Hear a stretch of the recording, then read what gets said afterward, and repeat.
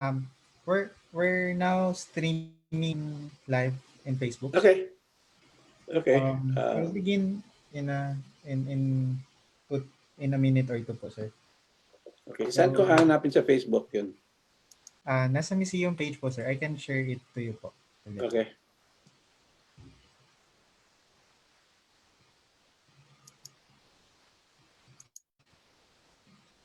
Doon na lang po, sir, sa group chat.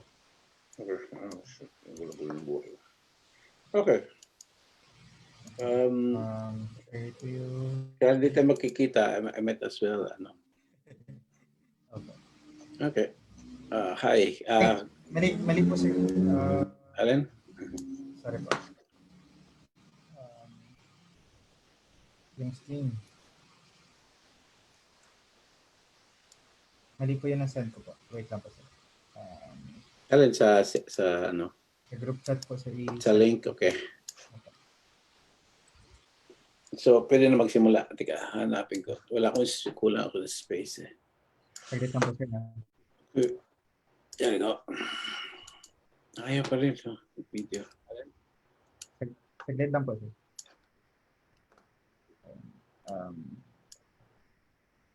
Alin sa link. Okay. Okay. Na-share ko na, sir, yung stream. So, pwede na okay. Makikita mo na ako dito. Bali, sir, ibibigay ko po sa inyo yung yung feature po, yung pagiging host. Paano gawin yan? Ako na po, sir, bala. I-ayusin ko na lang po. Tapos automatic na okay. lang. Okay. So, magsimula na tayo? Yes, sir. Oh, no. Okay. Good afternoon, everyone. Sorry, hindi ko kayo makita. May nakikita ako. Teka. Yeah, nakikita ko kayo. Ibibigay ko po sa inyo yung yung feature po. Ano yun? Yung sa Facebook po yun ata, sir. Ako na po, sir, bala. Sige, sir. Okay. Okay. So, magsimula na tayo? Yes, sir. Okay. Good afternoon, everyone. Sorry, hindi ko kayo makakita. May nakikita ko. Record mo ba? I-erase mo muna. Hello. Okay. So, magsimula tayo. Mamaya na yung video. Good afternoon, everyone. Sir, pwede na po kayong mag-video. Okay. Wow, nga pala yun. Lumabas. Good afternoon. Pwede na magsimula, no? Okay. Good afternoon, everyone. Pasensya na kayo. Hindi ako masyadong marunong sa Zoom eh. Just started it. Tapos... Hello. Okay. So, magsimula tayo. Okay. So, yung daughter ko okay. Mas maraming alam pa sa akin. So, okay. Good afternoon. Pwede na magsimula. Okay. Good afternoon, everyone. I think may delay sa Facebook. But alis na akong Facebook muna. So, okay. So, what? Sir? Okay. Simulan na tayo. Apo. Sir, nagpe-play po yung Facebook. Okay, kaya tinanggal ko next. Lumabas ang Facebook. Okay. Good afternoon, everyone. Si Jojo ako, tulong sa University of Hawai'i, Manoa. Yung gusto ko sana share ngayon, Bisaya ko yan, hirap-hirap mag-Bisaya, mag-Tagalog. So, paminsan mag-i-slip akong English. Yung just sa background sa akin,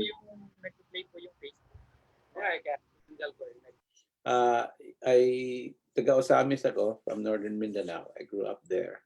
Punta ako UP noong 1972 and nagtapos ako ng AB History sa UP. Tapos nagtrabaho ako sa Third World Studies sa Diliman before accidentally I end up in grad school sa Cornell University. Yung dissertation ko na sinulat is on Mindanao. Ang title is Making Mindanao. Na-publish ng Ateneo in 2000 and they're republishing it, I think, hopefully this year kung walang COVID. So, since then, ang interest ko palagi is Mindanao, not only because yun yung research ko, but because I grew up there. Okay. So, in the, how many years now? About 20 years that I've been doing work on Mindanao. I've always been puzzled a couple of things. That's why itong lecture, the discussion natin on local history. First, around 2008, no, 2000, when I was doing field work in 1990, okay, may na-encounter ko na isang matanda na Maranao, and pinakilala sa akin and sabi, well, si Jojo Abinales ito, he's going to the US, i-interview kayo about the MNLF war. Kasi yun yung project research topic ko. But eventually, sabi niya, oh, Bisaya, slave. Sabi, okay. So sabi niya, anong ginagawa ng slave sa Amerika? Kasi the Maranao word for Bisayan, it means slave. So sabi ko, nag-aaral po ako doon. Then he turned to me and said, oy, kailan pa babalik si General Leonard Wood to save us from the Filipinos? So this is 1990. So I set that aside. Ang ginawa ko is to look back at how was colonialism set up in Davao and Cotabato. And the first thing I noticed na for the first 10 years of American colonial rule, US Army was the one building the state, the colonial state. The rest of the country, but also with the exception of Northern Luzon, Mountain Province, and Muslim Mindanao, the rest were done by civilian politicians. So, unite ko yun. And so, half of the dissertation, instead of strictly political science, became a political history. No? So, and half of the dissertation na yun, was about the American colonial period. Okay. Na supersede na ito. There's a wonderful book that's coming out sa Ateneo Press, hopefully this year too, after COVID, which is the history of Abaca and the American colonial society in Davao. Ang gumawa nito si Patricio Abinales, who is at Titulo sa Ateneo, and siya history major na, and she's from Davao. Okay.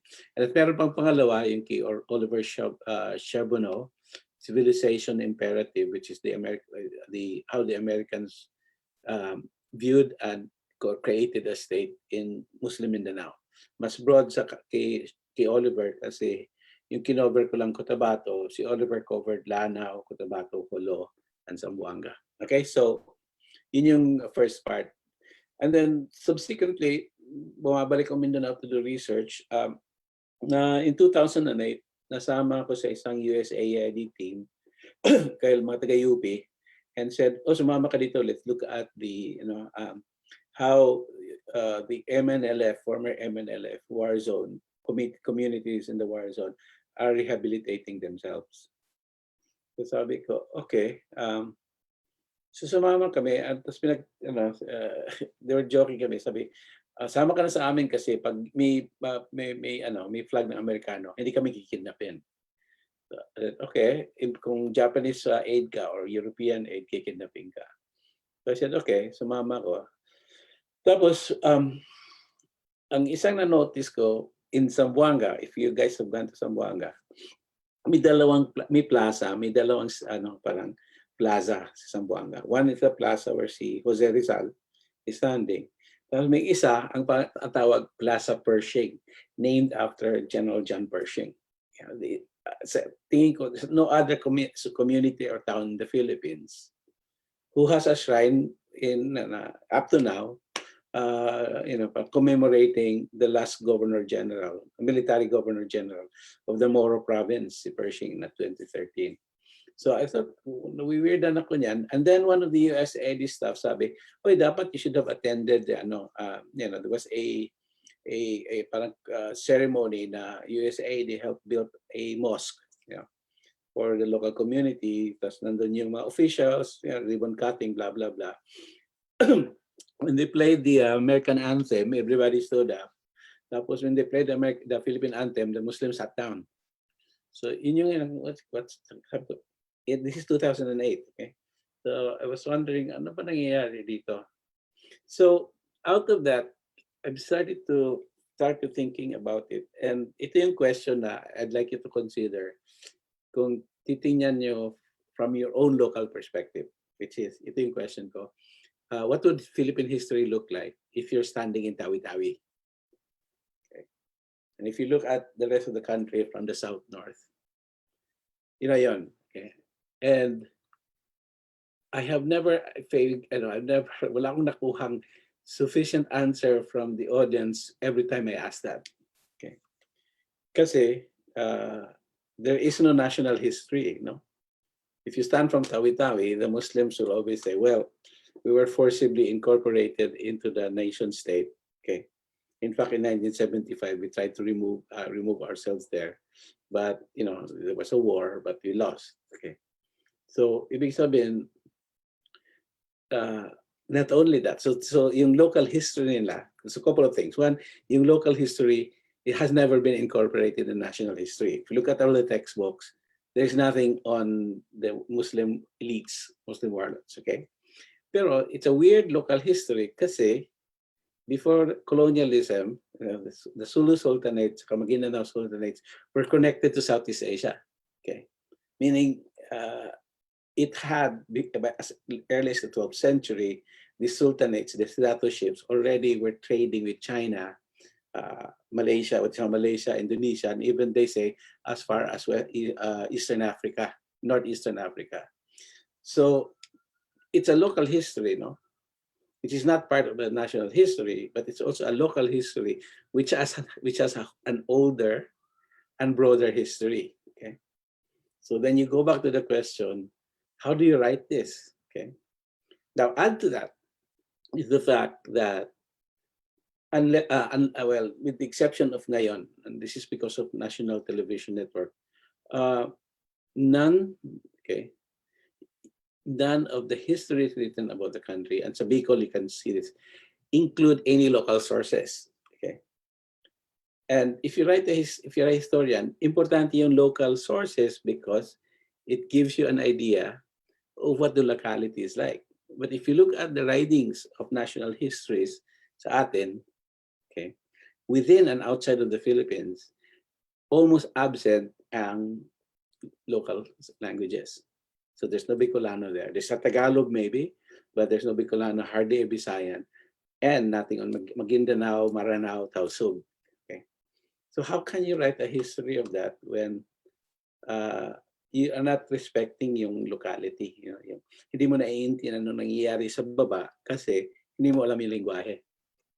So that's the constant puzzle that I'm trying to figure out. Even up to now, hindi ko maintindihan. Okay. It's easy to say now, yun, so we're not part of Philippines pala, let's separate. Easier said than done, no? The MNLF tried to do it. They got defeated. The MILF tried to do it. Autonomy na lang.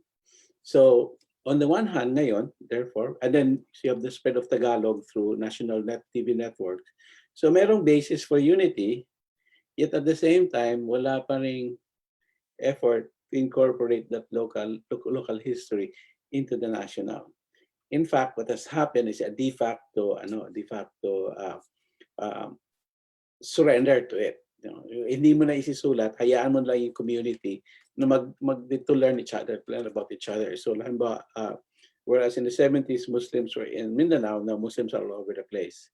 So, hayaan mo na lang yung civil society to learn from each other. And ang problema natin mga academics is that we are catching up, or we don't even want to catch up. Okay, and that's my problem, because if in the Philippines, I think in other countries too, we can never write a national story kung hindi mo i-incorporate yung localities.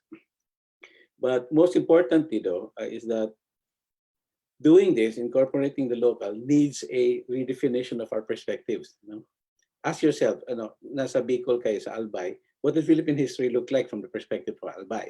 The only thing that sort of unifies Albay from the rest of the Philippines is the American colonial state, because they integrate through roads and suppression, but also the revolution. Okay, after that, each Albay was more known as a turf of this and that family. Okay, you will never see more than one Albay in the textbook of Constantino, Agoncillo, etc. But yet, Albay has a very fascinating history in itself. Okay, but nobody knows about. Nobody's interested in it. So, yun yung question ko. That's the question I wanted to ask in terms of local history, geographically and culturally. Okay. Now, second point I wish to raise is if you look at local history in terms of people, then there is one group of Filipinos that has been consistently marginalized in that history, and that's women. Okay, you ask yourself, is there?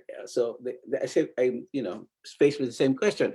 What does Philippine history look like if it's written about? It's written from the perspective of women. No? And you don't have any data on that. Meron kang snippets, and here's the irony. We have dalawa yung presidente natin were women. No, you have a powerful person in Imelda Marcos, woman. She's corrupt. She's tall, but the interesting thing is she held the family together. So, and then there's the stories of kabits. So how do you write the story of women how do you write the story of the Philippines from the perspective of women? Wala, you don't. It's difficult. Okay, not because women are not powerful, but because, and this is suspicion ko lang, the source of women's power is soft and quiet power, that they don't want to put themselves in public because they're easier. They're more effective as manipulators from the back. And ang example ko dito are sa Mindanao again, which is we were in the last 20 years I've been going in and out. I was trying to observe one thing. With the MNLF guerrilla commanders, they're always easy to hug the limelight. Okay. Pero pag nandun ka, you will really see who has power. And the power are their first wives. Okay. Their first wives, as one of them said, yeah, yung asawa ko, commander, sige, TV siya, TV lang yan. Pero bobo yan eh. I said, bakit ho ma'am? Sabi niya, well, nung nag-rebelde yan, the only thing he came back with is how to install and dismantle an armor light rifle. Other than that, wala siyang he's an idiot. So, sabi ko, kayo ma'am, BA ako, pinaaral ko yung mga anak ko. I developed the business, and actually, we were self-sustaining until my husband came back. So sabi ko, why don't you talk about it, ma'am? Sabi niya, no. I let him talk about it kasi kontrolado ko siya. So the one problem of if you look at local history geographically, it's a question of language, location, the absence of any story about them that's been incorporated by the nation. With marginal groups, with localized groups like women, it's also the fact that they don't want to share their stories because that's how they hold on to power. So one of the least studied aspect about women's history sa Pilipinas is the kabit. The kabit is not only as equally powerful as the wife, but the kabit actually determine things. Okay, that was the MNLS joke with Norm Iswari, for example. Now, Norm Iswari can blab his way for 5 hours on TV, but the real power was Desdemona, his first wife, the late Desdemona Iswari, who was smarter. They said was smarter than him. And just another indicator of how important women are, say, in Muslim society. Yung rido, the clan wars between different Muslim families, the only way that can be resolved is for the wives to meet together and negotiate. The husbands cannot. Kaya yung Ampatuan massacre was a violation of a norm in rido. You don't kill the wives because the wives are the ones that negotiate. Okay. The other example of how powerful women are.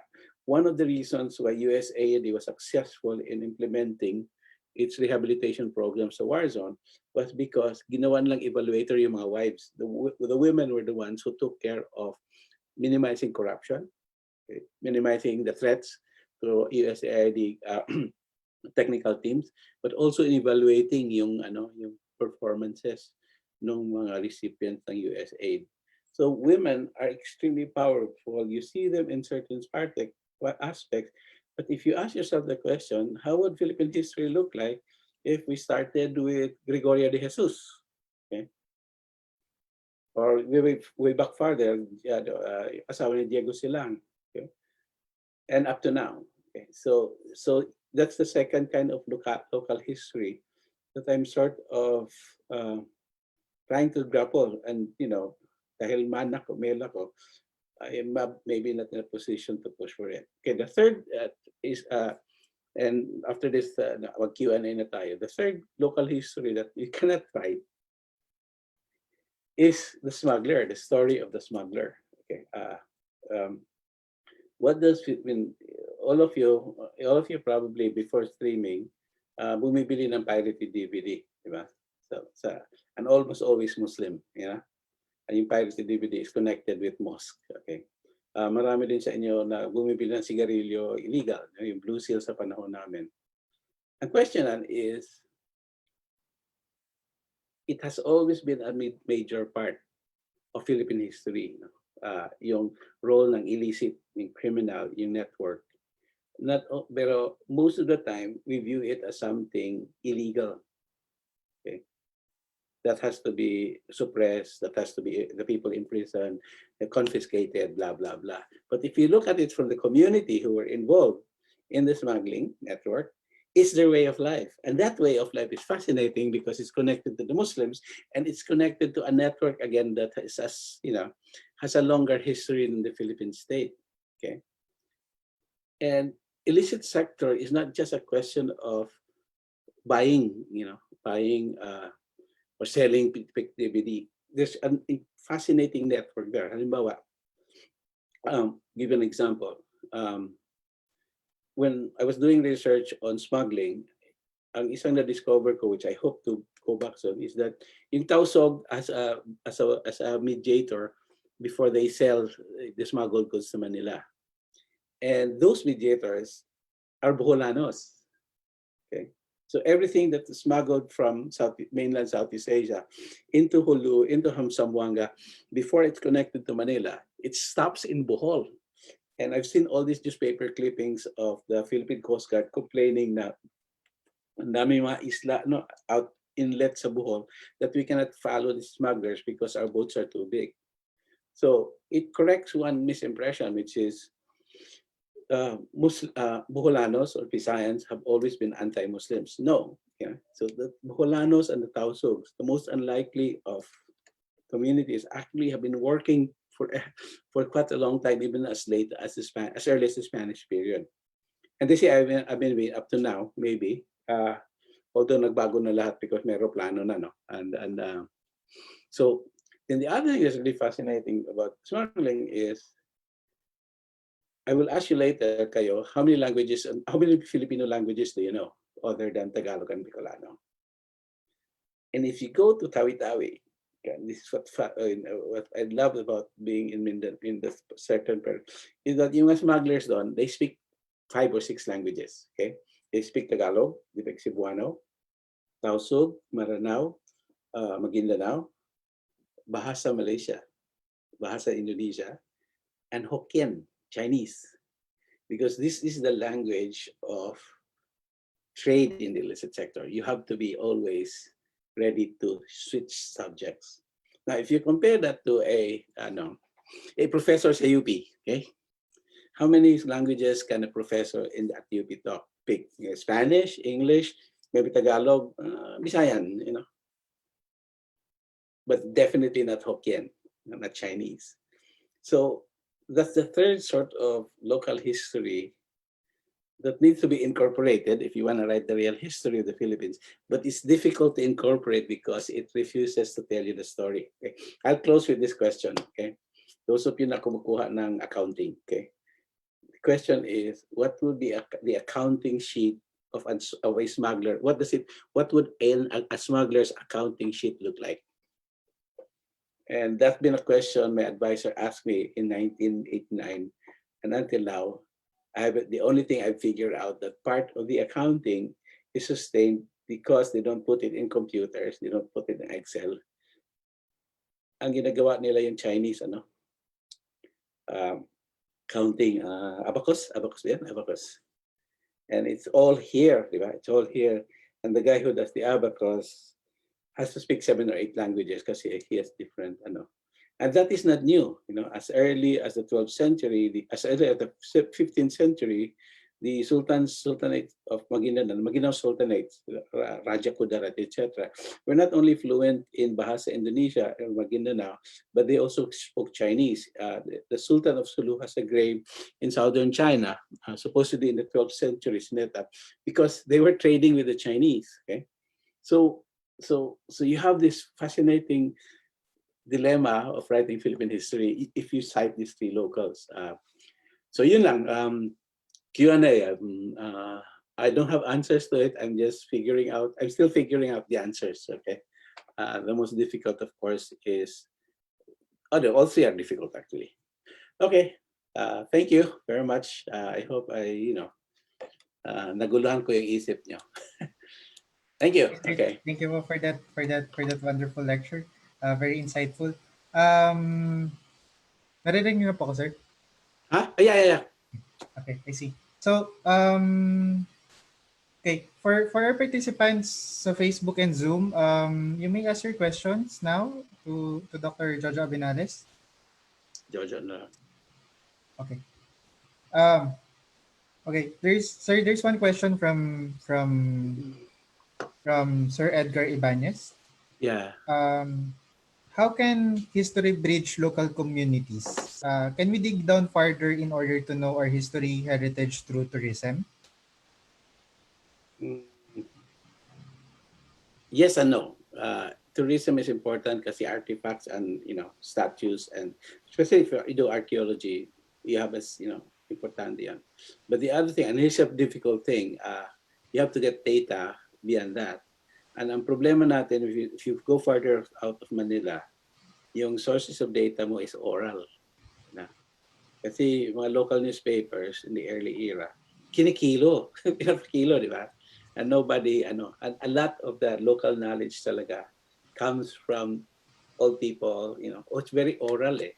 So I think you can combine, tourism actually can be reconceptualized into that just looking at scenic sites or historic caves or historic sites, but also talking to people and sitting down and say, ano ba yung what's diet like in 12th century diet, and that is more important kasi at this era now we can record it. Okay, so I think sir, we need to reorient tourism a bit by adding the oral tradition, because that's the only way we can really figure out the starting points for local history. I hope to answer that question, sir. Okay. Thank you. There's another question from the audience. Yeah. Yes. How do come in terms in writing a history from a local marginalized perspective when the resources are not readily available? Yeah, yun ang problema ko when I was doing that. Again, everything is oral when you go out. But you have also to remember, di ba? Mga probinsyano tayo eh. Pag may outsider, we switch our language. We try to hide from them. We try to hide the secrets. So yun ang difficulty. The first thing I think is to spend time in the field. And kung galing ka sa field, if you're born from there, to start there. And then you write the story of the place. Okay. And actually, when I started writing, I wasn't able to study my hometown, Osamis, kasi Kuratong Baliling eh. Sabi nung yung head ng Kuratong Baliling, huwag mo na kami pag-aralan. And I realized, bakit hindi pag-aralan? It was because Osamis, the small town, sleepy town in northern Mindanao, was very critical in the shift of illicit commodities from Southeast Asia. So I think the basic now is to really sit down and just create the facts. Ano ba kwento? Sino dito? Etc. Merong ginawa ang Department of Education in the 1950 of an entire survey of Philippine villages and towns and where they came from. Mga public school teachers ang gumawa nito. I think may kopya sa library ng UP at Ateneo. So, pero brief histories lang ito kasi nagmamadali sila, di ba? So, town of X, ito, founded by blah, blah, blah. And you have to follow it up, therefore, with who's left there. Okay, and the third one, and this is the most ironic one, a lot of the older histories of these localities, if you push back into the colonial period, you find in the Spanish archives and the American archives. So yung research ko halimbawa on Mindanao and the American period, mas marami ako nakuha sa US Library of Congress. Kasi colonialists do not just exploit us, they also collect things for us. They collect, they collect, kasi nag-surveillance sila. They collect all these stories. So, sa Michigan, merong Philippine collection. It consists of papers and documents and letters, etc., studies, but also diaries of American colonial officials who were studying the Philippines. So kung babalik ka ng colonial period, you may need to go to Washington, D.C. sa National Archives or sa Michigan Center for Philippine Studies or Manila. Ateneo has yung sa America, yung kinolect ng American Embassy, the Cultural Center ng American Embassy. They have the American History Commission. And then, i-balance mo with oral histories, which nobody wants to talk about, which nobody had really started yet. In Mindanao, wala pang social history of the Moro Rebellion, okay, the MNLF War. What we only see now in terms of the history of the MNLF War is the war from the perspective of their leaders. Okay. The only exception is si Tamakena, yung libro niya, Muslim Rulers and Rebels. He actually explored yung mga communities who got involved in the war. And McKenna is different from everybody else because he's fluent in Maguindanao. Si Tam, I met him. So he's very fluent in one language that's important, which is Maguindanao. So yun, I think combination, I don't know, it's a challenging thing actually. 20 years na ako, I haven't really completed the story yet. Okay. We have 4 questions. Marami pa lang question. Kaya sandali. Catch up. Okay, what happened to cigarette smuggling? Stop kasi naging pinagbawal ng Amerikano yung smuggling ng cigarettes. So when yung anti-smoking movement sa US came to effect, wala na yung market nag-decline up until nagbukas ang China. Okay, so China for example, sa high Pero noong panahon namin, may tinatawag na blue seal. Sigarilyo yung blue seal, and that's smuggling. Yung mga smugglers yan. Nabibili sa Manila sa ilalim ng Quiapo Church. Okay? Or sa likod ng City Hall in the case of Davao. So, yung cigarette smuggling has disappeared na, been replaced by, if I was in 2010 nandun ako sa Zamboanga at saka Basilan. Yung 5-in-1 coffee. 5-in-1 coffee popular ron. At saka barrel, barrel. They sell everything. It's very funny. So yung cigarette smuggling napalitan na. Sa Zamboanga barter trade, nakapalit nun are Chinese products. So yung mga smugglers sa Zamboanga sabi, "Sir, gusto nyo nang bumili ng iPhone?" Anong iPhone? Yung parang iPhone, sir, pero Chinese or yung hindi na blackberry, sabi na blueberry, sir, gusto mo ng blueberry. Sabi ko, ano ba yan? 3,000 pesos, sir, 1 month. Mabubuhay yan. Pero puputok pag i-recharge mo. But my most favorite story is the smuggler selling, sir, gusto mo ng Viagra? Sabi ko, ha? Viagra from China, sir, mura lang. Sabi ko, okay. Magkano? 200 pesos na, sir. Sabi ko, baka fake yan. Hindi, sir. Okay yan, effective. Like, bakit po? Tinesting namin sa mga Amerikano, visiting forces agreement people. Tinesting namin, okay, sir. So that's the sort of thing. I think a lot of things coming from China now instead of cigarette. So yeah. What can you say about our scholars who comment on the study of local history? As parochial, they're stupid. I mean, parochial, Bicol, for example, has been connected. If you look at the pre-colonial era, may connection to China. People are moving around through, trading different things. How can a Bicolano be parochial when you have that history? It became parochial because national history said, local ka, provincial ka, member ka ng Philippine body, Philippine territory, and therefore yung history mo doesn't, it has to be, is in the periphery, Manila, Quezon City, Cebu, yun yung central stories. Okay? Parochial because they think that to write national history, you don't have to know Bicolano, which is wrong, di ba?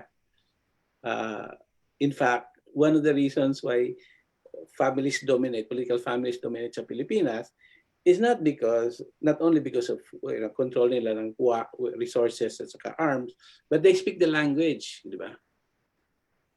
And in that way, si Digong, for example, Duterte is able to keep Bisayans together because the way he talks Bisayan. Yung Bisaya niya, parang Bisaya, yung parang paglasing yung mga auntie ko sa Osamis, ganyan magsalita yan kagad kay Duterte. So the parochial actually is the one in Manila for the refusal to study a society with what, rich, 1,000 languages? We can be parochial to that. So mali yun. They have no right to call us parochial. In fact, we can call them parochial. What the source says when you are doing a local history, can we consider the family clan? Oh, one of the best things in getting stories of family clan are the wives. Yung I was trying to interview one of the Davao warlords it was very prominent in the 60s. He refused to talk to me kasi sabi niya, professor ka, ayoko sa'yo. So the wife called me and said, "Psst, balik ka nga dito." No, bakit ma'am? Sabi, bukas, birthday ng asawa ko. Kumanda ka ng My Way with him. Pag if you sing My Way well, he will say, he might warm up to you. So yung wives actually is one source of history that you don't know in the family clan. And kasi in most cases, the one that is nasa public eye is the husband, di ba?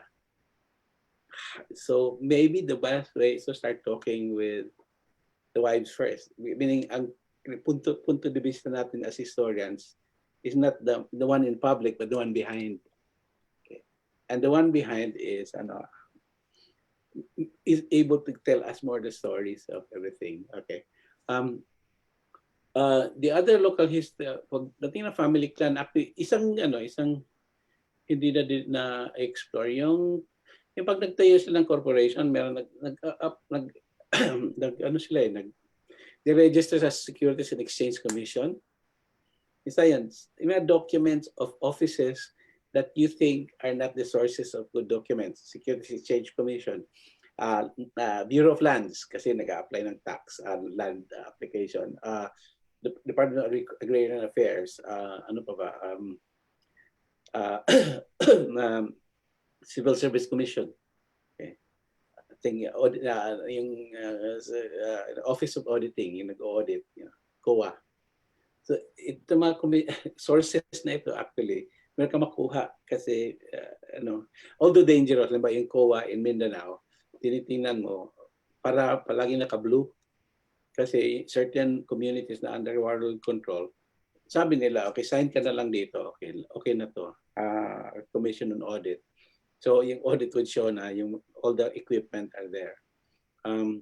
So I think usually kasi pag nag-research ka, police, military, executive department, I think yung more interesting one are the most boring offices kasi sila yung nangungulekta talaga ng real data. Okay.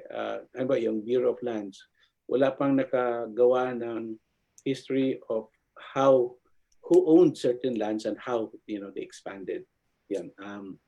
Yun. So hope I can help that. Tapos noted po on the questions. If necessary that someone from the locality or a marginal territory will write their own history.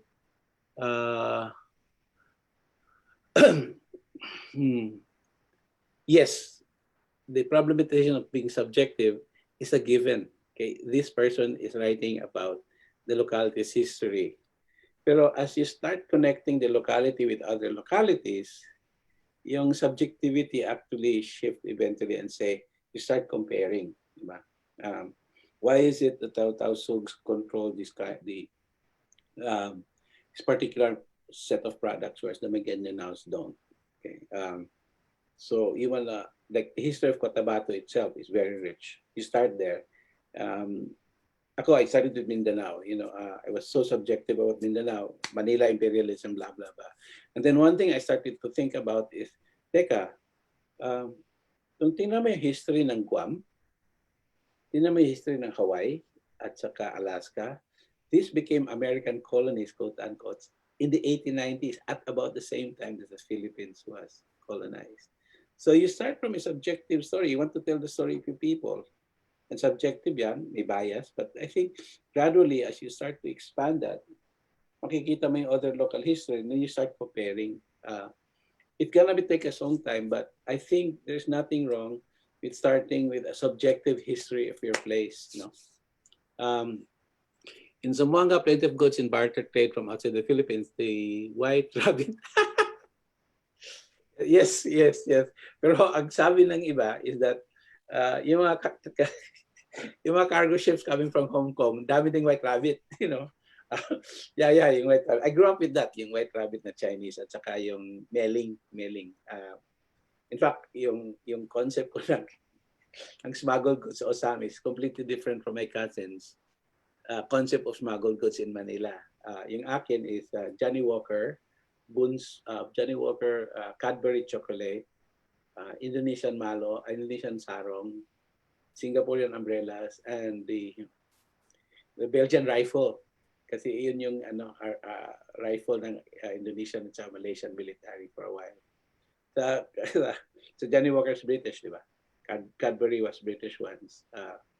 Maling. Sa kinsa ko sa Manila, spam, kasi Armalite rifle kasi malapit sa Clark, Boone's Farm, at saka ano ba yung M&M's. So yeah, it's a fascinating trade though. May perspective din. So para sa akin, mas masarap at saka mas reliable yung maling spam kaysa spam, you know. I mean, you can actually start looking at history from the perspective of what people eat, no? There's a persistent stigma of local historians are supposedly inferior to national historians. How do you address this to encourage local historians?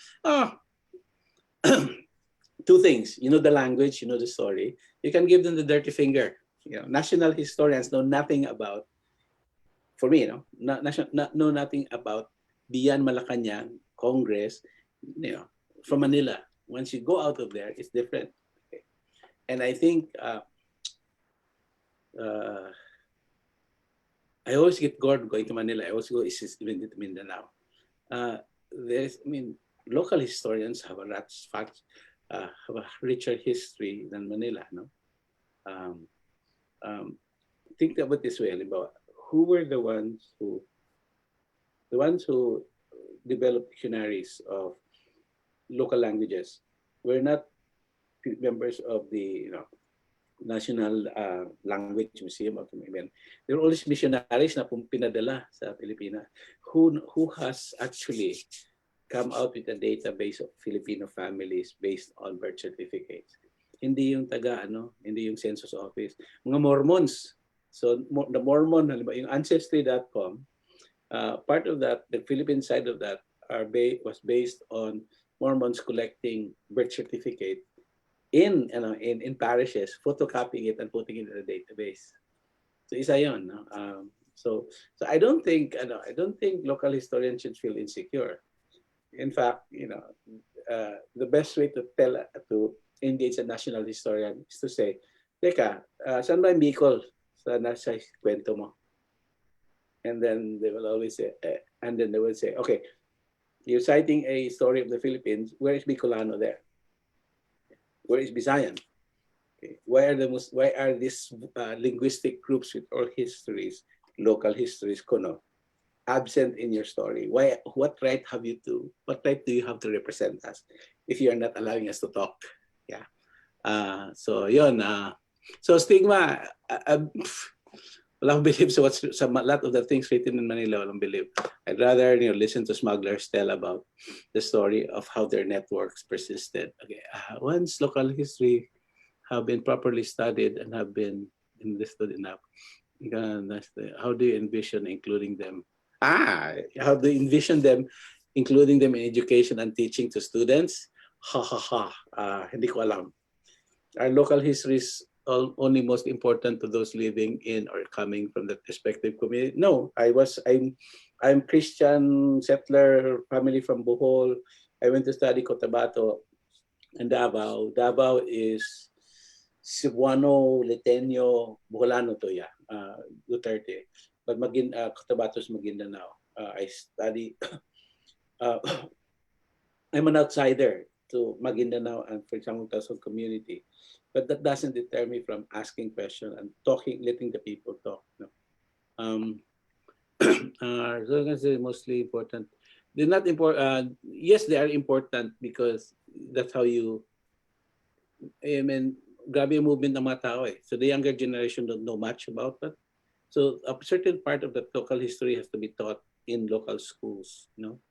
And if you notice, yung sa mga public schools, yung libro na binabasa are written from the perspective of Manila.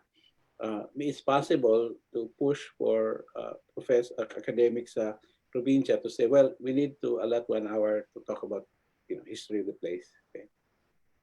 Philippines is an archipelagic country with most territories are divided by seas.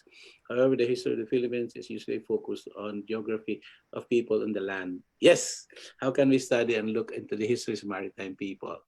Their perspective of nation and home may be different as they never really being colonized. I agree. I mean, may isang estudyante dito, pinag-aralan niya for 3 years with the Bajaus. And he found out that the Bajaus actually move across the Celebesi. Okay, so ibig sabihin very relative yung identification nila with nation. They have passports, they have ano. But in the periphery, they're much more fascinating kasi mas cosmopolitan, no? Like there's an island in Tawi-Tawi, I forget the name, where everybody for 364 days of the year listen to Malaysian TV, speak Malay, you know, eat Malay food, Malaysian food, except for the one day when they have to vote, and then they have to vote Filipino kasi yung dato nila say, oh, the only day that is they're Filipino. Which then to the question then, if how do you enrich that, no? I think that you know, we cannot answer that now kasi histories of these people have yet been written or not has not been written that much yet. May mga historians ngayon not looking at sea as borders instead of land. Okay, and very interesting to kasi if you talk to Tauzugs, okay, in Holo, they tell you, and I had experience, this kid, small kid, sabi niya, huwag kang tumawid dyan at 1 o'clock, don't cross this our island to that island. Said, bakit? Oh, that current will change. If we can control that, you'll end up in Indonesia. Bata ito ha. So the other thing that we need to do is to reformat, reorient ourselves and think of boundaries of seas. Okay? Diba? And yung mga, if you talk to some of the smugglers, they actually know when and where, no? Kailan, what wind to follow and all that, with or without machines. So the challenge now for you, especially young scholars, is to push this farther. You know? And I'm not only talking about people moving beyond islands. I'm also talking of like Filipinos who came here to Hawaii. Hawaii, the largest ethnic group here is Filipino. The largest sub-ethnic group among the Filipinos is Ilocano. So, but they don't have a sense of nation kasi a lot of them flew from the Philippines, from their villages in the Philippines, stopped over sa Naia Airport at nag-i-end dito sa community dito. It's called Waipaho, where everybody's Ilocano. So they've never seen the capital. They've never seen the nations, you know, the representations of the nation. The only time they go to Manila is to get their visa kasi regionalized na passport. So one of the things I notice here is that they're Ilocano and even their Visayan is very old. It's like very old Ilocano Visayan. And the way they talk reminds me of my grandparents, my Bisaya.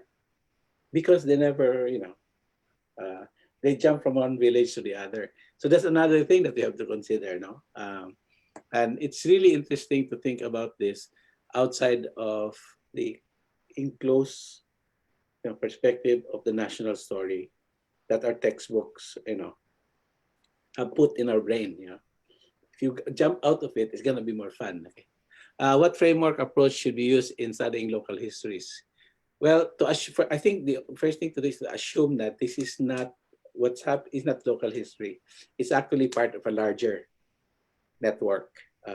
So I don't know. I'm not familiar with Bicol, but I'm sure that side of the Philippines had deeper connections with the rest of the regions. If you start thinking like that, then what becomes local is the national. Okay. Kasi may stigma nga, di ba? If you do local history, ay, boring, about this village and that village. Well, think of it this way. Yung Samal Island sa Davao, most people in Manila think of it as a beach resort. But they said there's like 15,000 Indonesians there. So what are they doing there? 15,000. In fact, the entire southern Davao Cotabato region, ang daming Indonesians. And when you ask somebody from Davao to say, yung Indonesian, they're like, oh yeah, Indonesian. Parang they're part of the scene. They're part of the community. Like Bisayans are, Tagalogs are. Yeah, walang sense of difference. And that's, that shows that this frontier, Davao, was not really a frontier and small town. It was connected to maritime Southeast Asia because in the 1930s to the 50s, Indonesians were going back and forth its border to work in coconut fields, to work as farmers, and then go back. Parang OFW sila. So that's also one thing that you might not think about the framework. The first thing to do is to say, yung local history ko has deeper international or cosmopolitan connections than what you think and how you think.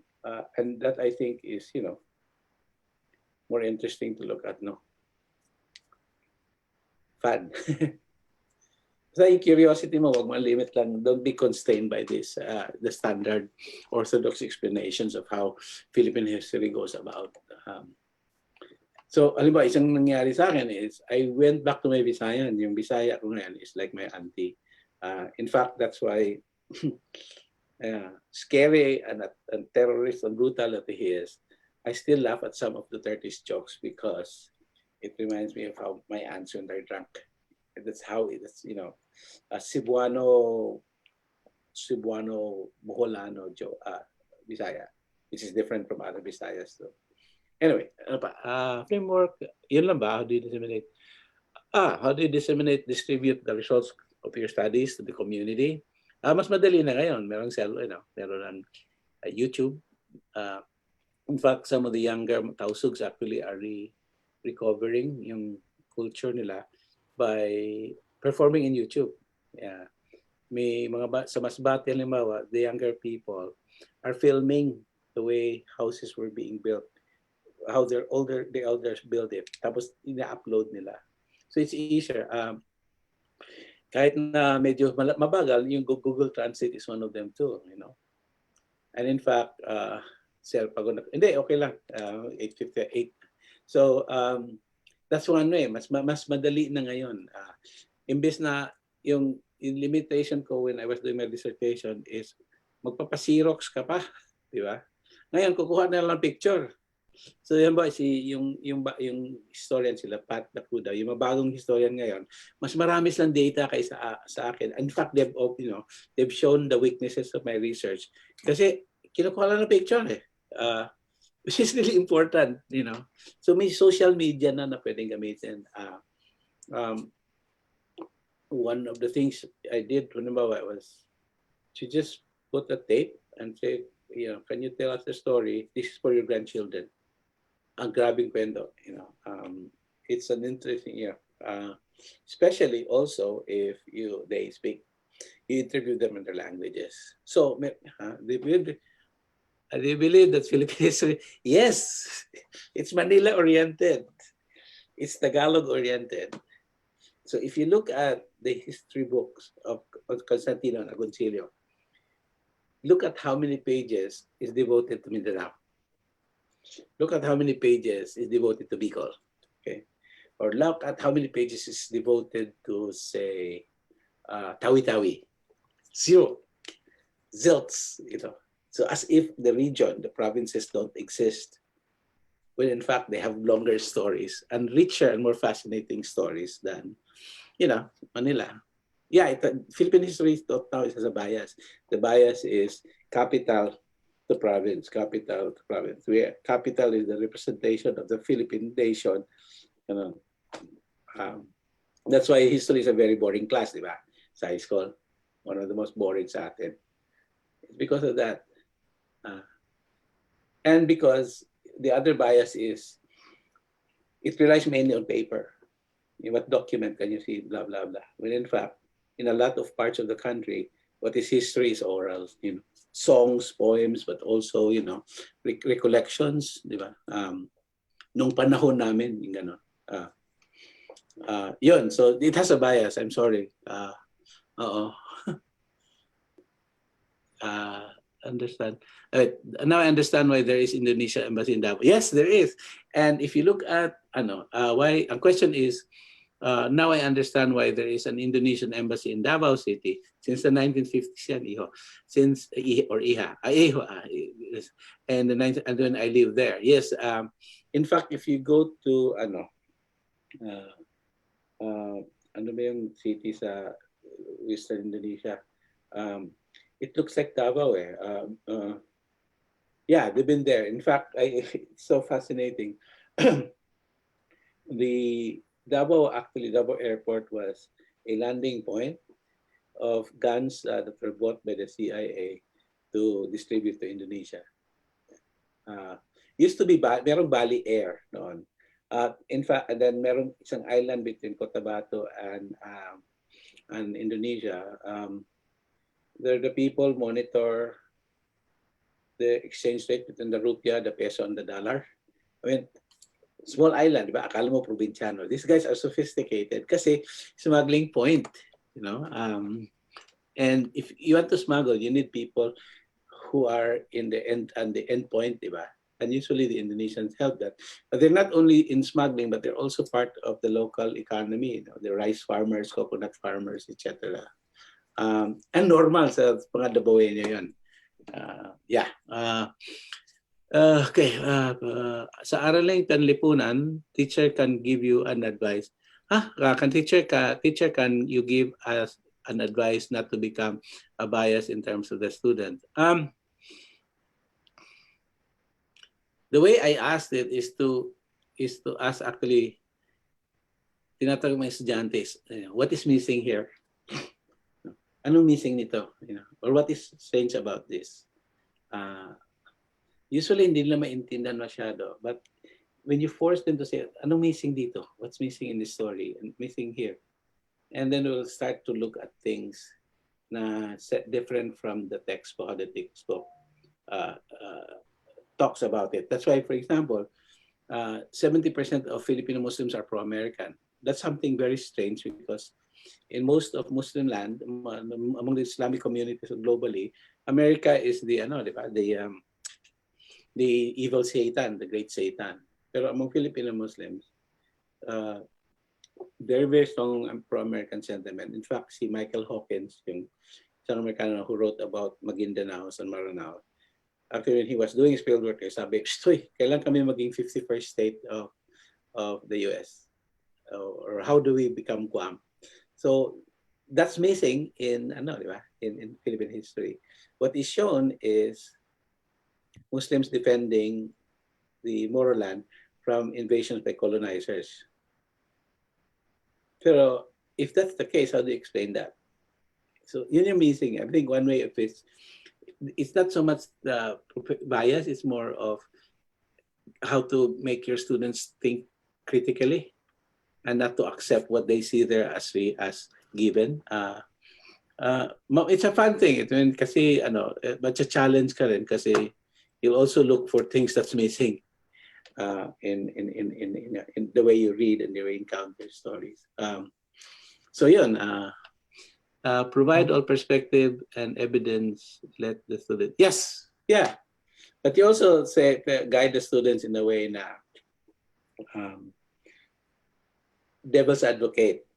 Maganda din yung one of the things I learned sa graduate school from an advisor is ito yung books, ito yung textbook, o ito yung book, no? Ito yung journal article. Tingnan mo yung sources. Now, using the same sources, come out with the opposite conclusion. Come out with okay, so this article has this conclusion XYZ. Now, using the same sources as XYZ use, can you say ABC? And it's an interesting exercise, mentality natin, because it forces you to move out of something that we're so used to. What are recommended reading sources about local history? sa Pilipinas. Philippine Social History, edited by Eddie Jesus and Alfred McCoy. Actually, may article doon si Norman Owen on Kabikulan. And it's an interesting book kasi it looks at Philippine local histories as they are connected to the global economy. Okay. Hindi because they are part of Philippine story. So Philippine social history. The other one actually, a fun book is the one edited by Al McCoy, Lives at the Margins. It's the story of Filipinos you know, Filipinos and non-Filipinos mainly, who never make it to the center studies. Yung article ko doon halimbawa is about Dato Piang. Okay, how many of you have heard of Dato Piang? Well, Dato Piang was, more before the Ampatuan. Dato Piang was the most powerful Dato at the turn of the century. Okay. The Americans were scared of him. But Dato Piang, when he died, nobody remembers him. The only thing that you remember Dato Piang is that there's a town called Dato Piang. But this guy, ruled Maguindanao, what is Cotabato now, for 15 years. By, playing with the Americans, playing with his allies, etc. So Lives at the Margin, Philippine Social History, ano pa ba? Teka, mag-isip ako. At for me, it's Mindanao. No? So, if you can email me, I have the reading list somewhere. Ipapadala ko sa inyo. Some of the things are actually PDF na. So, pwede ko ipadala sa inyo. Huwag nyo lang i-share. I'll be happy to, later siguro o bukas, if you can send me your email. Okay, ano pa? There's a question from Facebook. Facebook? Okay, sa Facebook. Okay, from hindi ko mabasa. Sabihin ko na lang po, sir. What about the histories of the indigenous people? There has been a lot of ethnographic studies, but not so much when it comes to local histories. So what do you think are the main issues or challenges? There's actually a book by a guy sa Cornell. It's about the Igorot history. Igorot. Wala kasi di ba? But the other interesting thing actually is colonial archaeology, colonial anthropology. The Americans and the Spanish, in trying to understand these guys because they want to civilize, quote unquote, Christianize them, collected all this data. Pero yung conclusion nila is that these are backward people. Diba? But the same data can actually show you that these are advanced societies. So yun doon papasok yung critical thinking. And si Boboy Sabado can tell you about sources. Actually, interesting yung thesis ni Boboy kasi he shows na may connection na yung highlands sa lowland. Okay? Yan na hindi lang antagonistic of lowlanders attacking highlanders, but highlanders adjusting themselves so they could survive whatever attack from the lowland. So the other thing is actually the language. Kung makakuha ka ng dictionary of the language, then you can figure out where certain words are used or what certain places are defined. Remember, in Bisayan, the best Bisayan dictionary is, and it's the libre sa web, the one by John Wolfe. Si John Wolfe is an American. Napangasawa ay Cebuana. Okay? He's very fluent in Javanese and in Bahasa Indonesia. And a little Tagalog. Pero his wife helped him. And the interesting thing about this dictionary is, ang kinunan niya ng information about words were taxi drivers, ordinary people, ordinary Cebuanos. Kaya a certain word, halimbawa, would say, would have a formal meaning like magkayod-kayod, which is push, kayod-kayod. But it also has a sexual meaning. You're having sex. Kasi he found out all these, yung mga metaphors, di ba? Mga metaphors at saka hidden meanings ng mga words. So, and one of the things really that's fascinating that we don't do don't much is to look at the dictionary. Actually, interesting in dictionary. And nasa website na ngayon, diba? There's a Maranao dictionary now on the web. Merong Maguindanao, and I think maybe Colano then. So it's easier now, and just figure out where these words came from. And maybe through that, makaka-shape ka ng how, what life was, what generation spoke that way, and from there you can continue. So archaeological site, but also the most boring of all the books, dictionaries. Yun. Reading, Edgar, email mo sa akin. Email ko sa iyo mamaya. Bakit maraming badyaw sa Mactan, Cebu? The war in Mindanao in the 1970s. Kung tingnan mo yung origins ng mosques in Metro Manila, one of the consequences, kasi yung war in Mindanao was costing the Marcos dictatorship 1 million a day. It was the second conventional war after World War II. Yung pinsan ko was a lieutenant when he fought in that war. Ang sabi niya is that the MNLF was supplied by Libya and Malaysia from guns to toilet paper. So it was really a conventional war. But as a result of that, maraming na displaced. And the cause of the displacement is Maguindanao, especially Maranaos, Badjao, Tausug, ending up in the center and northern Philippines to escape. And then setting up on the businesses, and eventually, parang immigration, mga relatives na continued. So one of the things that is fascinating is yung DVD pirate network is run by Muslim women. So yun yung and I think yung Badjao is, the Badjao should push because Tawi-Tawi and Hulo were major battle zones. Doon ini-smuggle yung ng Malaysian government yung mga guns nila. Doon din pumapasok yung mga MNLF guerrillas who were trained in Libya. Pinadala sila sa Libya, balik yan, doon in southern corridor natin. So it's a lot of war, and even up to now, di ba? Meron pa rin giyera. So the displacement of the war forced Muslim communities go up north. And the irony is, through that, they learn Tagalog. They learn how to speak Tagalog. Kasi yun lang yung tinuturo sa eskwelahan. So, in a very, very strange way, Filipino is being spread by war, but also national TV. And, can you PM me? Okay. Bigay ko kay Earl yung email ko, tapos I can share it with you. Bakit marami? Badjao. Yeah. And interesting yan is connections ng Badjao Mactan with Badjao in southern Mindanao, in Hulo, Zamboanga, etc. And there are seafaring people, the communities that move out. Ano ba? Wala na. Nasagot ko na ba lahat? Ha? Okay. Wala na po bang tanong? Sorry, madaldal ako eh. Kasi anak ko English ng English, di marunong Bisaya. Okay. Kung meron pa kayong tanong, ibigay ko kay Earl yung email ko. Alam na Earl yung email ko, pwede niya i-share. Tapos, kakain lang kami dinner. Pagbalik ko kung na-email niyo, papadala ko yung some of the data na na-collect ko about local histories.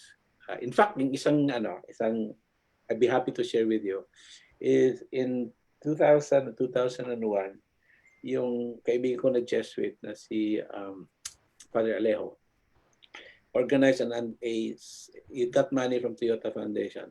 So ginawa na, they went from one school to another in Mindanao to see what the libraries of these schools have on studies relating to Mindanao. It's a very big data. So tinhype ko into a database kasi wala na silang kopya eh. But I don't know if you people are in Mindanao, pero it has everything from the impact of Green Revolution variety mouse in the town of Masin into a history of the Badjaos. And a lot of them written locally. If you're interested, I can send that to you then. Kasi it gives you an idea how people collected. Pati yung dissertation ng nanay ko on music education, nandun, which got me really interested. Pati yung ex-girlfriend ko, meron din siyang thesis. What else? Okay. They're sending their emails po, sir. Tapos, I'll send it. Pwede niyo ipadala kay Earl, tapos i-email niya sa akin. Yes po. Kasi sinesend na po nila sa akin. Tapos, okay, thank you. So maybe in 2 years, makakuha ko ng local histories from you, makabasa. Yeah. Okay. Ano pa? May pahabol tanong pa po. Okay. Any follow-up questions? Okay. I guess sir, wala na pong tanong and they're sending their emails na lang po. So, Sige, padala marami-rami na po lang. yung tanong ngayon. Oo. Para Bisita sir, kayo dito sa Hawaii. Bisita kayo sa Hawaii if you can, kasi yung Hawaii parang Cebu. Malinis lang ng konti. May traffic din. Pero pag landing mo, ang nadidinig mo Ilocano. Dijay. Tatlo yung Jollibee dito. May Max Fried Chicken. Tapos anywhere you move, Pilipino lahat. Yung anak ko halimbawa, yung eskwelahan nila, 120 yung junior class niya. Dalawa lang yung puti, lahat Asians. So, parang Cebu talaga. Matutuwa kayo dito. Mga Manong at saka Manang. May 3 Visayan associations. And I'm sure there's a Bicolano association there. So yeah, bisita kayo if you can. Okay, ano pa? Yes. Okay, kung may question pa, siguro ma-organize tayo in the future parang similar, discussions. Kasi yung isang research ko pala is on daga. On how important rats are in the social history of the Philippines. Kasi we are the only country, I think, apart from New York, we're the only country who talks about the 2-legged rat and the 4-legged rat. So yun din, that's the other thing I'm trying to research yung is his social history ng daga at saka lamok.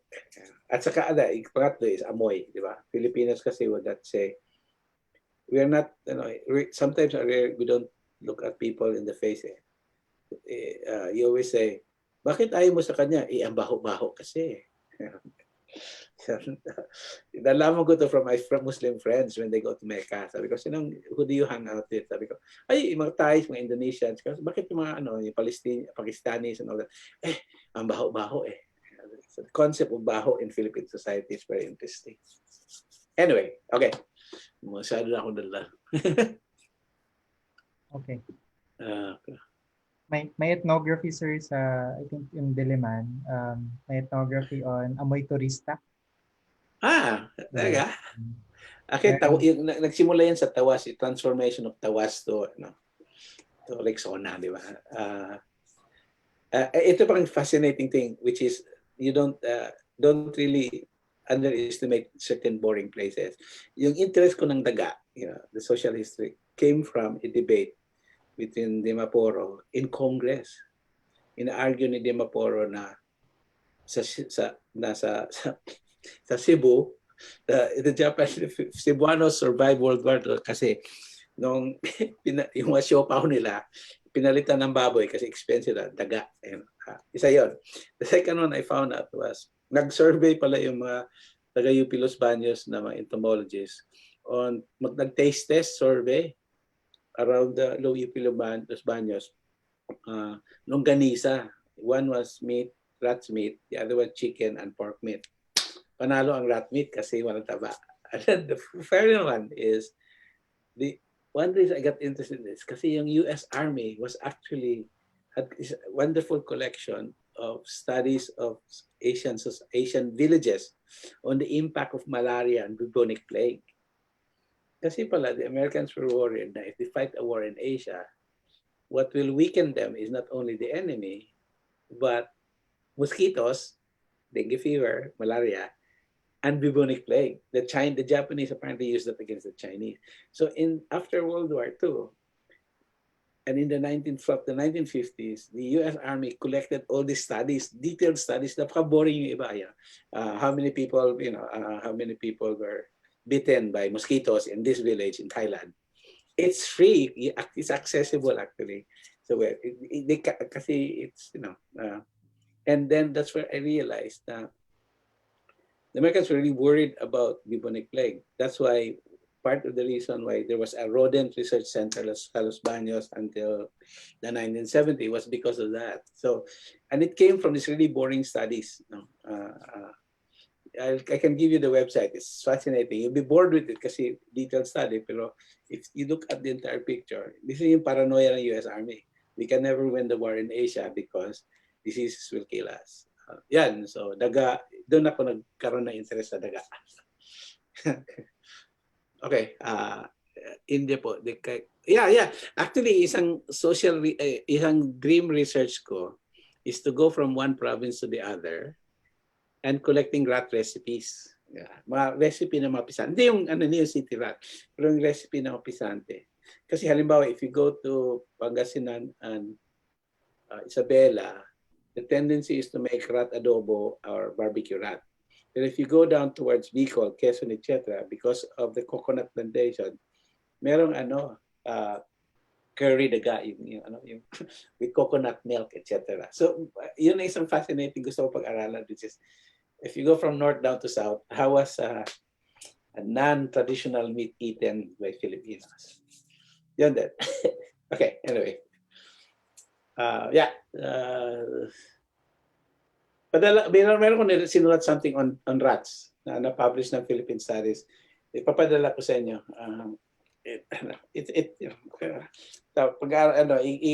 Pag nag-college ng anak ko, babalikan ko yon yung study of rats in Mindanao.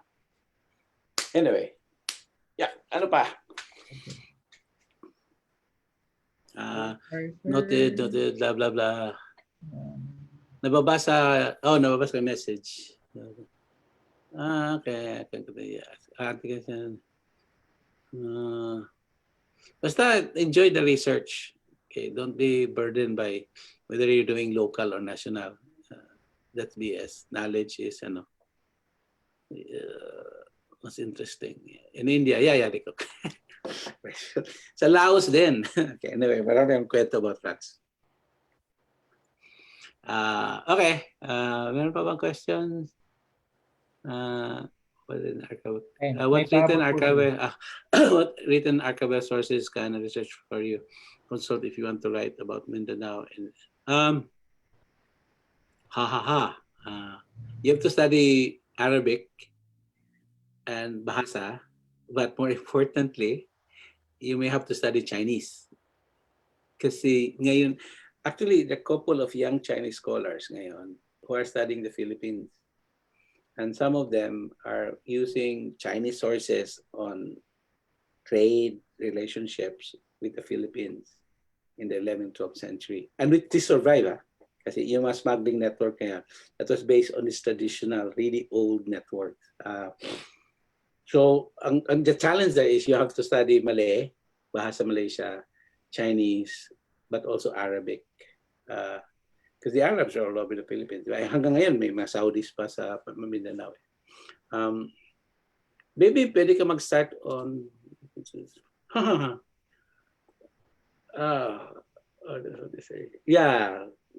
with Bahasa, I think. Yung library archives ng Borneo, Punta ka sa Kuta Kinabalu, yung archives nila, tsaka some of the newspaper reports is about, kasi ang laki ng MNLF refugees doon eh. In fact, Borneo is Filipino in a way. You can look at the history of the Philippines from using archives and newspaper reports of other places like Borneo, Sarawak, etc. Now the Philippines. And then you can start from there. But I think if you want to write the ambitious ka talaga, you have to learn these languages. Be like the smugglers. Chinese is very important.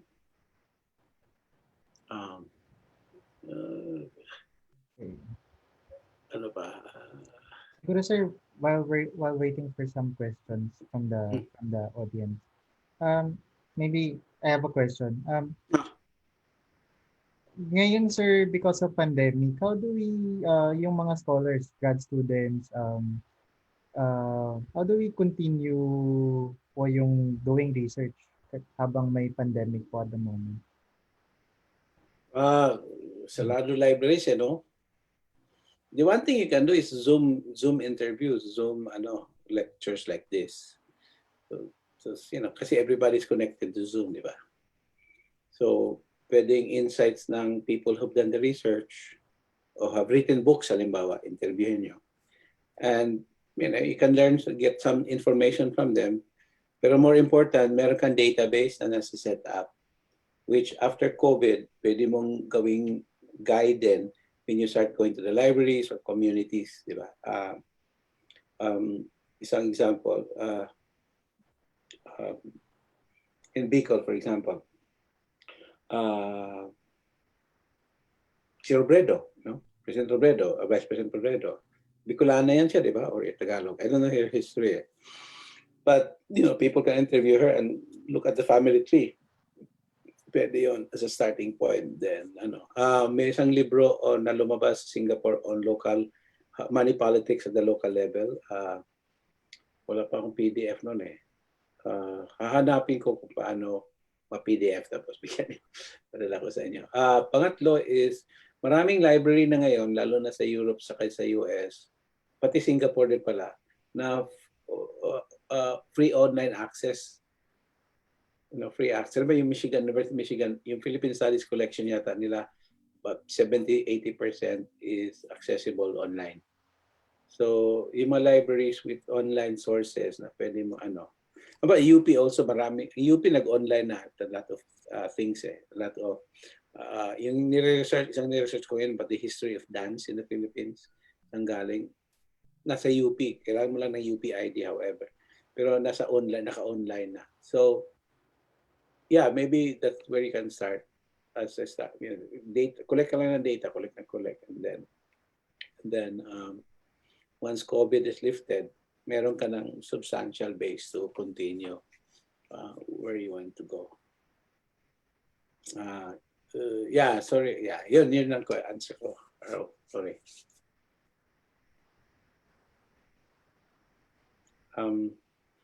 Yan lang. Yeah. Okay. Anyway.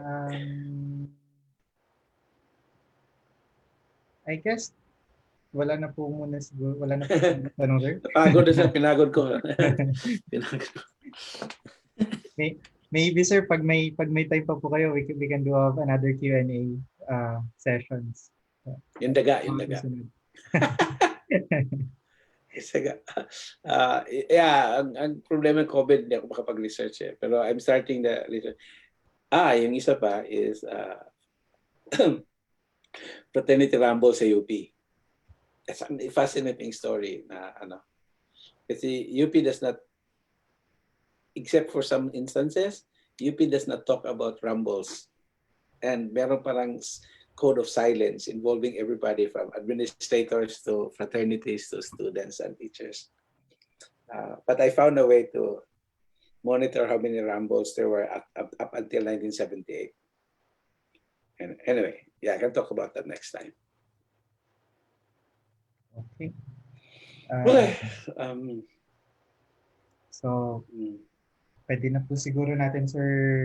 Okay. Maraming salamat. I'm sorry I bored you, no? Maraming madaldala talaga ako kasi wala kausap ko yung teenager ko. Anak, hindi ako kinakausap eh. Palagi nagigame. Yeah, email nyo lang ako if you need something. I can try to help. So, sa mga participants po natin na nagbigay ng email nila, noted po on your emails and I'll send it to Dr. Abinales. Okay, yeah. Pwede nyo ilagay kung ano yung ano kinds of data na hinahanap nyo. Kasi I can give you the entire Philippine, may Google pa kayo? Google Drive? I can give you everything that I've collected so far. Kasi nasa PDF or nasa file. Pero malaki yung files. Tapos that can be start. Kuskus, mix, may national story. Pero mahal ba mga journals na we can access free dito sa Hawai'i kasi yung library is part of the journal network. Pwede ko ma-share sa inyo. Huwag niyo lang ikalat. But I'll be happy to share everything. Pero kailangan mo Google Drive kasi Google Drive kasi malaking files eh. Okay. So, salamat. Next time magkita tayo. Hopefully sa Pilipinas. Mahal kasi yung San Miguel Beer dito. Pasensya na po sir sa technical difficulties. Ay, okay lang yan. Okay lang. Yung anak ko nag-organize sa akin technically. So, okay. So, salamat again for, listening to this board. Thank you po, Sir Jojo, and hopefully makasama po namin kayo ulit sa mga susunod Oh, na imbita lang kayo. Yeah. You know, libre naman ako, walang ginagawa dito. Naka-quarantine. So, yeah, I'll be here. Okay. Paano pa ko Salamat na siya. Maraming salamat. sir. Okay. Night. Paano ta? So, Yung may end meeting, no? Yes. Okay. Bye-bye. Thanks, everyone. Okay, Thanks, sir. bye-bye.